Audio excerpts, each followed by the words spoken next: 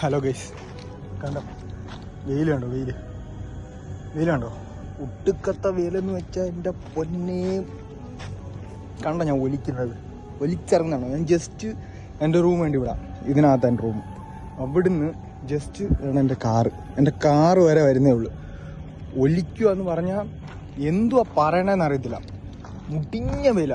നമ്മുടെ നാട്ടിൽ ചിലരൊക്കെ പറയുന്ന കേൾക്കാം, അതായത് നാട്ടിൽ വേനൽക്കാലമൊക്കെ വരുമ്പോൾ പറയുന്ന കേൾക്കാം, ഗൾഫിലേക്കാട്ടിലും വലിയ ചൂടാ നാട്ടിലൊന്നും. വെറുതെയാ, ചുമ്മാതാ.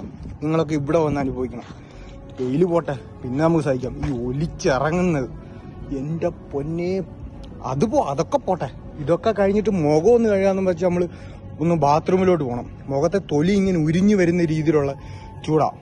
എൻ്റെ അള്ളാഹുവേ, ഇന്ന് സ്വസ്ഥമായിട്ട് ബാത്റൂമിൽ പോലും പോയിരിക്കാൻ പറ്റത്തില്ല, അത്രയ്ക്ക് ചൂടാ. അപ്പോൾ ഒന്ന് ആലോചിച്ച് നോക്കി ഞങ്ങൾ പ്രവാസികളുടെ അവസ്ഥ.